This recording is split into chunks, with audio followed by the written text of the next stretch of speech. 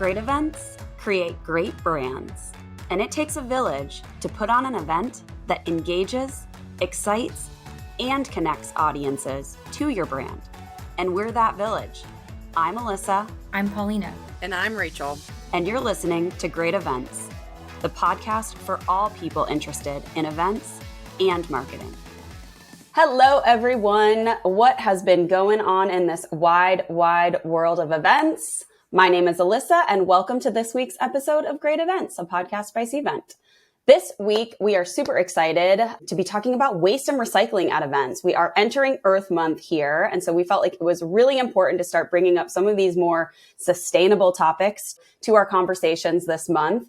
And so I am really excited to have a special guest on this podcast. Before I introduce him, just a little context of why waste and recycling. We recognize that this part of your program is really widely visible at the events that you host, but can be a challenge to do successfully when you have those attendees that can draw from, different locations, different geographic regions where those rules for waste, recycling, composting can vary. There also can be varying degrees of importance that are placed on those waste diversion tactics within those different regions. And so taking that on where you have this microcosm of all of these different experiences can be really difficult to navigate when you're hosting at an event location. So today I am very excited to introduce Dave Biderman, former executive director and CEO of the Solid Waste Association of North America, also known as SWANA. Also a major thought leader in this space in the solid waste and recycling industry. So Dave, I am very excited to have you. Welcome to the podcast. Alyssa, great to see you and thrilled to be participating this morning. Awesome. Dave, let's start with a little bit of background about yourself. So just kind of give us your quick hit resume of your experience in the solid waste industry. Sure. I started as a lawyer, joined the private solid waste industry in 1997, served in a variety of positions, was involved in trade shows and conferences for a long time. And then 8 years ago, I became the executive director at SWANA, the Solid Waste Association of North America, which is the biggest solid waste association in the United States with more than 10,000 members. We hold conferences all over the country. And it was a privilege to lead that organization. And it was interesting to see how members' interests in having our events be more sustainable evolved over those 8 years. Interesting. What some of the other areas of focus does SWANA bring to the industry at large? Just education, outreach type things? What else are you guys working on or have you worked on? SWANA is primarily about education and networking. So SWANA is the professional association that certifies solid waste professionals in various lines of business, whether they're landfill operators, recycling coordinators, etc. SWANA also has a very strong safety program that I was proud to have led for a while because collecting garbage is actually the 7th most dangerous job in the United States, which is an improvement over 5-6 years ago. And so we need to really continue to provide resources to people in the industry so that they can be safer and get home to their loved ones at the end of each day. I want to one-up you on that with the most stressful job. Number 4 is event professional. So I feel like we might be more on the safety and health and safety side of things, mental health and safety for our event professionals. But it's always a stat that we call out in the planning industry here.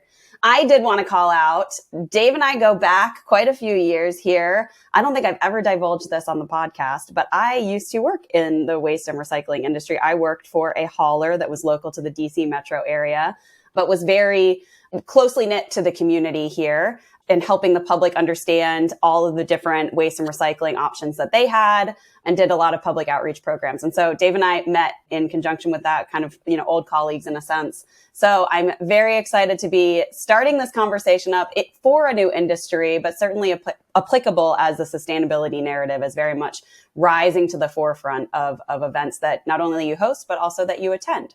So that is a perfect transition to the first thing that I wanted to talk to you, Dave, about, which is I understand you guys host a relatively large conference in San Diego this past year, WasteCon 2022. And you went through the planning process of trying to host a sustainable event with also waste and recycling factored into that whole plan. So can you walk me through just kind of the good, the bad, and the ugly of that whole process and hosting your event in San Diego? Sure, Alyssa. So WasteCon is SWANA's biggest annual conference. It attracts between 1,500 and 2,000 people each year. This was our first really post-COVID WasteCon. And so people were really excited to come back together. San Diego is a beautiful venue, a wonderful place to visit. Had not hosted a national solid waste conference in decades. And so people were really excited to be there. There was a large component of our audience was from the West Coast and from California. And so there's an expectation about providing certain sustainably oriented services. You know, people want to drink water from big bubblers, not individual plastic water bottles. People want to know that the leftover food is going to be composted.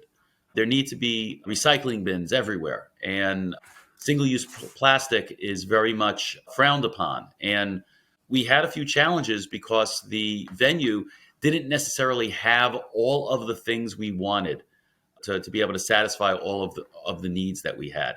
There was a little bit of feedback from some of SWANA's members about not being as sustainable as possible. And I think that was a lesson for SWANA for the future, that we're going to have to focus additional attention on that aspect of producing an event, which in the waste sector is particularly challenging because you think everybody knows what's recyclable and not what's not recyclable because they're in the waste industry. But Melissa, as you know, maybe they do know, maybe they don't. But part of the problem is that at that point where they have to make a decision, maybe they're not paying attention. How do we make that easier for our attendees? You know, is there communication strategies? I know I was involved in a lot of conversations around labeling, certainly, and we can go into detail on this too if we want to go down that avenue, but the difference between single stream recycling, dual stream recycling, multi-stream recycling, you know, it's different in every location where you're hosting. Certainly San Diego has its own process. That might look vastly different than, say, Las Vegas, for example. So how do we communicate those differences in those hosting cities, venues, what have you? So I think some of the best practices in this space are communicating consistently and communicating frequently. So you have to communicate when people register, like this is going to be a sustainable event, or, you know, we're not going to be providing, you know, water bottles, or you need to message before people set foot in the venue that there's something about this event that has a sustainable or green aspect to it. But I think the most important thing is to have really clear labeling in the venue itself that makes it obvious what someone is supposed to do with their leftover stuff, whether they're eating, drinking, or breaking down an exhibit booth. One of the things that we've seen at trade shows over the last 5-6 years is the proliferation of stuff ending up in garbage cans. People don't take paper anymore. People don't want to pick up the flyer. And a lot of people, particularly in the waste industry, still have these one-page flyers that, you know, market their goods and services. And people would much rather communicate by email and stuff like that. And there's a tremendous amount of material that's going to waste as a result. And we need to message better about where those materials need to go. Yeah, and that's funny because that's definitely related to the business that Cvent is in, which is around the digitization of the event experience. And so I know that we even offer solutions for exhibitor, you know, lead capture devices that can also offer digital versions of what previously were those, you know, paper flyers and things like that. So I think if we lean into those as event organizers and say, this is a sustainable event, this is the expectation of how you will deliver those. And also, by the way, here's data that supports nobody wants those paper flyers anyways. It can help limit, you know, the resources that are being exhausted at an event experience like that. I love that. That's definitely related to the business that we're in here too. How do you deal with those individuals who are less motivated, I would say, I'll put in quotes, less motivated individuals to participate, right? Even if you have the labels, even if you have communicated pre-event, during event, you know, how do you encourage that behavior change for, you know, somebody who's not West Coast oriented, we'll put it that way? So that's a great question, because the same way that we have trouble getting some people to recycle in their homes or in their businesses, when people are traveling at an event, they may be even less susceptible to recycling because it's not part of the culture for them. It's not part of how they were raised or the lifestyle that they have. Whether there's an informal peer pressure type thing that can happen, maybe there's an opportunity to provide more recycling or composting bins and fewer waste bins. I think in that way, we psychologically incentivize some of the people who are trying to reach to do the sustainable thing and not put the food in the garbage, but maybe put the leftover food in a compost bin, or maybe take that water bottle and put it in the recycling bin because it's convenient. So we have to make it as convenient as possible and not necessarily expect everybody to read the label and to do the right thing and remember what was on the website about sustainability. When it's 4:45 in the afternoon after a long day on a show floor and you're holding an empty water bottle, you just want to throw it in the nearest bin. So we need to make sure that that bin is a recycling bin. I also think that there's a part of this to understand all of the resources that are being utilized or disposed of at your events. If it is all plastic water bottles and paper and then food waste, we don't need the waste bins, right? And so that, I think, comes a lot to do with the planning process and thinking one step ahead of where your attendees' minds will be at and almost beat them to the punch in a sense. Put the bins where you expect the types of materials to be disposed of so that you're automatically capturing and diverting those materials. I know that was a lot of work that I was doing in my previous role, situated more on the business, within a business setting, less so about an event, but similar methodology there, Dave, to what you're talking about. The differences between at-home recycling and business recycling or event recycling, trying to be 2 steps ahead of where those audiences are, I guess, at any given moment in time, which I think is very interesting. We can apply those learnings. No, that's exactly right. I think that some of the principles that we've learned over the last 8 to 10 years about how to get people to recycle more and recycle better, which are 2 different things. But if we can get people to do those things, we can preserve landfill space for the stuff that really needs to go to a landfill and keep paper and plastic and metal and glass in the circular economy, which is good for the economy and also good for the planet. And that's what the waste industry is all about. It's about doing good at the same time that hopefully we're doing good for the planet. I do have a question because I don't know what the latest stats are, but where are we on landfill? How close to being full are we, I guess is the way to ask this question for the layman. But are there any stats related to that? What's the latest on that, Dave? Sure. So we have more than adequate landfill space in almost all of the United States. I think on a national basis, we have about a 12-year capacity. But there are certain parts of the country that are very landfill deprived. Up in the northeastern United States, parts of New England don't have a lot of excess landfill space. And so stuff out of Massachusetts is going all over New England and into Pennsylvania and Ohio. The biggest landfill on Long Island is closing next year. So Lord only knows what's going to happen to all of that garbage coming through New York City by rail or truck and then getting disposed of somewhere else. We recycle about 1/3 of our garbage right now, but we need to do better. The US EPA has a 50% goal by 2030. And I played a role in helping EPA develop that goal and its national recycling strategy. And I think residential is important, people at home. In business, it's important, but also in the commercial space at events, because millions upon millions of Americans attend conventions and meetings and are in hospitality. And that is a real good area for us to be able to move the needle on recycling. Let's go back to San Diego for an example here. Do you find that there's a willingness of the venues and or hosting cities? Because oftentimes that's part of this delicate ecosystem of events, right? There could be the host location that's working very intimately with a venue to help establish what those best practices might look like in accordance with whatever laws or regulations. I know, Dave, you and I had talked about the regulatory environment or lack thereof.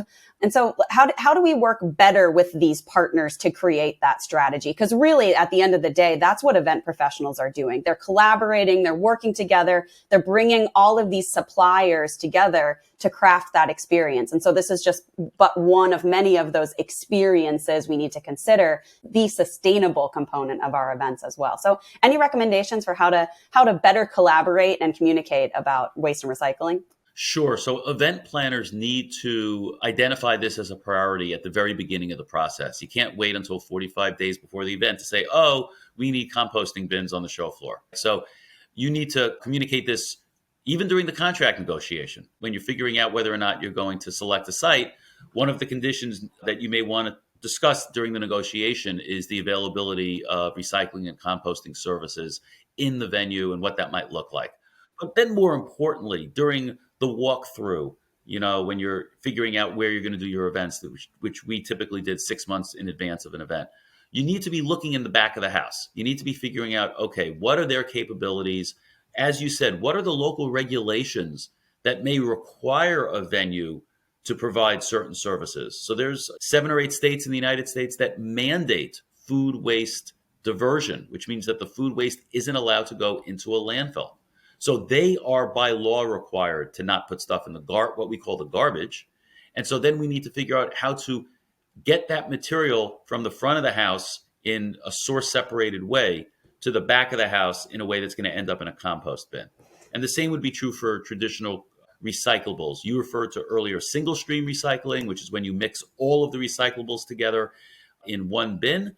But some people come from a dual stream background where the paper is kept separate from the containers, the glass, the bottles, and the metal.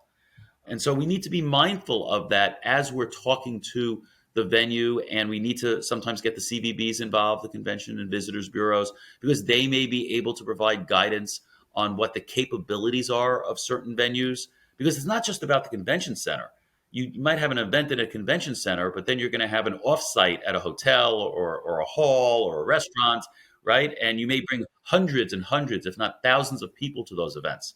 And it's important to understand what their sustainability capabilities are as you walk through the process of making a green event. Yeah, and I would say even that we started with that communication plan, transferring that communication plan to any of those ancillary events, right? There's this kind of mesh of events that can happen, especially in a conference setting, right? Where the events are large and they're vast and there's lots of different pockets, events within events that are happening, but you want to apply the same standards to your sustainability, to your waste plan across all of those interconnected pieces of the pie and not alienate any one of those elements. So very interesting. Okay, next question for you, Dave, because we did talk about this. And, if you knew what you knew now in sourcing for WasteCon, not to say that you wouldn't go back to San Diego, right? I'm sure, lovely city. But are there certain things that you would put in part of your RFP process that might look a little bit different than when you set out, right? Like, what are some of those lessons learned that might help our event professionals as they go to host their next sustainable event? Would you disqualify certain locations as part of this that say, this just isn't a city that would be sustainably friendly, for example? What are some of those thoughts around hosting cities, hosting locations, planning with the end result in mind, essentially? So the most important thing for convention planners or event planners is just to know your audience. So there may be a conference in which sustainability may not be the highest priority. So in that instance, maybe that isn't the first thing you look at when you're planning an event. In the waste industry, however, where we are trying to be leaders and show people how to be sustainable, it has become an absolute top priority. And so what that means is that we need to make sure we're addressing this issue on the front end. Single-use plastics. That seems to be verboten, forbidden in the future at national SWANA events. We got some feedback on that we shouldn't have had them anywhere. But interestingly, some of the venues apparently don't have adequate supplies of cloth napkins and tablecloths and china. They're used to dealing with, disposable paper plates because they're lighter, cheaper, easier. A lot of venues still have labor shortages. And so that plays a role in figuring out how sustainable this is all going to be. And what that all comes down to at the end is cost. It is not free to have a greener event. It's likely going to be more expensive from an event production perspective to reuse or recycle all or most of the material that's consumed on site. And then that needs to be communicated and priced in the business model. And people need to understand, hey, the cost of the convention this year might be $10, $20, $25 more, but we're doing it because of the following reasons. And while that might not be a popular thing to tell the oil refinery convention, I suspect that in the solid waste and recycling space, that would be more welcome.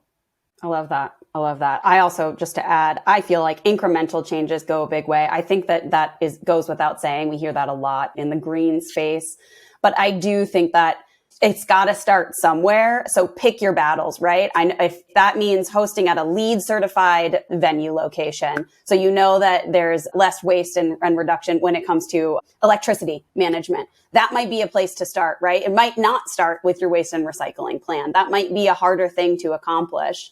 It might also mean hosting more locally so that you have more regional travelers as opposed to air travelers that are coming to your location. So you're reducing flight. And so that might be more of a carbon conversation. But I feel like pick your battles, pick what makes sense, and then kind of build your plan accordingly. And like I said, it really starts with kind of a first step in the right direction. And then you can build your plan from there. Don't try to do it all at once, right? But I love that feedback, Dave, on working through your RFP process, because that really is the starting point for a lot of our events. Obviously, there's the strategy, there's the reason why, but when we actually set out to do, it typically starts with that RFP and noting your requirements and saying, this is what we need. And the colander effect, right? You know, the good ones will rise to the top and you'll see what it is that you need to meet your objectives for your event. So I think you're going to add something in there. I think what you said is absolutely right. And for listeners, LEED refers to the Leadership in Energy and Environmental Design. That's a national standard, and facilities are LEED certified. And identifying venues that are LEED certified is certainly a great step on the path to sustainability. Because you're right, Alyssa, if a facility is LEED certified, they've already done some of the work and are going to be predisposed to work more productively with you to achieve your environmental sustainability goals. Even within the category of waste and recycling, right? There are different units of measurement that they're held to a higher standard, essentially, because they've gone through that rigor of that certification. So yeah, that makes perfect sense. Okay. My last question before we kind of get to closing remarks, the 3 R's, reduce, reuse, recycle. Are there 4 R's now? Because I feel like I've heard there might be 4, but I still see the 3 sometimes. Let's debunk that myth, first of all. Is it 3 or 4 R's? So it's still 3 R's as far as I know: reduce, reuse, and recycle. Perfect. Okay, so we cleared that out of the air. How can we apply this thought process to events? I feel like this is more of a state of mind and it helps you design your plan. And we did talk initially here about starting with the end game in mind. And so I feel like reduce, reuse, recycle is a little bit of that foresight in your planning process. So how can we apply that to event planning? So in the reduce space, we've started to go away from program brochures. Each one of your attendee gets a thick document that has all the exhibitors and all the names. And, you know, it's 50 pages times 2,000 attendees. That's a lot of paper. We're seeing a lot more digital signage, directing people where to go, what to do. Again, it's important to know your audience. If your audience is mostly 60 years old and up, they have gotten used to that written material. That is their crutch. And so you may need to transition and not cut the cord completely, but gradually move away from written material to digital. But that's a huge area for reduction. So reduce. Then reuse.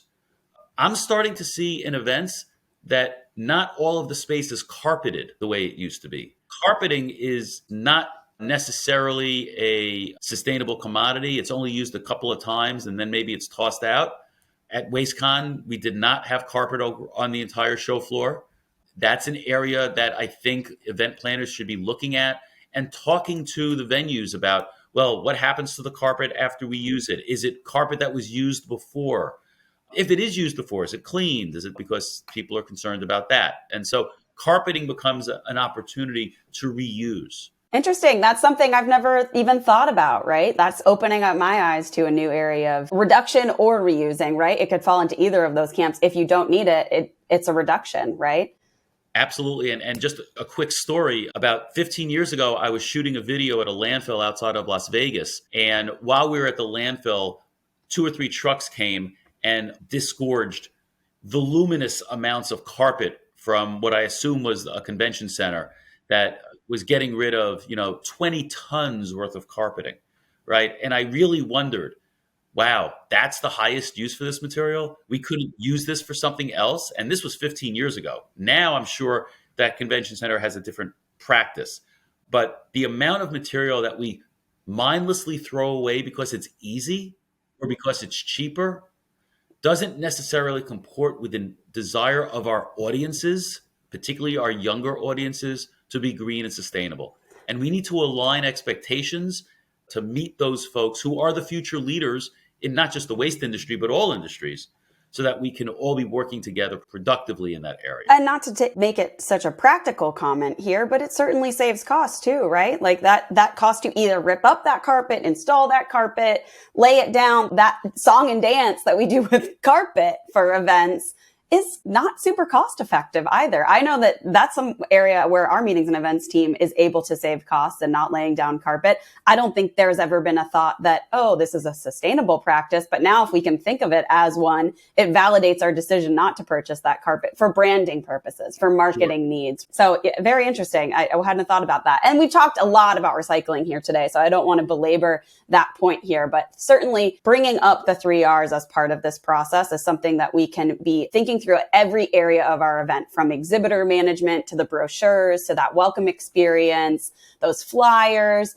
I know that in a couple of weeks, we are going to be talking to a promotional product group and talking about what types of products, solutions in that arena are sustainable, but also effective in driving that brand. How do we balance both of those needs at our event? So that should be an interesting conversation for us as well. Dave, I want to give you kind of our last parting words here. Any closing remarks that you want to leave with the listeners? So people need to be thinking about the environment when they're attending events or when they're planning events. We only get one planet. There is no planet B. And although you might think that you as an individual, what difference can you make? If everybody just does one or two little things to make their events more sustainable, to make their lifestyles more sustainable, it's going to be good for the economy, it's going to be good for the environment, and it's going to be good for future generations. Meeting planners have a very, very difficult job balancing a lot of different needs and agendas. But one of them needs to be the green agenda. One of them really needs to be the interest in holding conferences that are as sustainable as possible. And that will evolve as the laws evolve, as practices evolve, and as people who attend these events demonstrate more of an interest in being green, in recycling as much as possible, and being willing to financially support that endeavor through paying higher fees.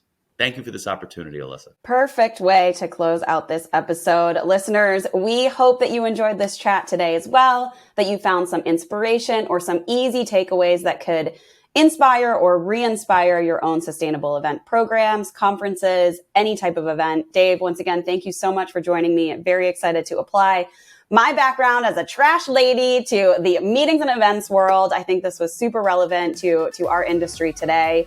Once again, listeners, if you do have any topics or people that you'd love to add to our 2023 lineup, DM us on LinkedIn, Instagram, or send us a quick note at greatevents@cvent.com. Once again, my name is Alyssa, and thanks for tuning in to Great Events. See you next week.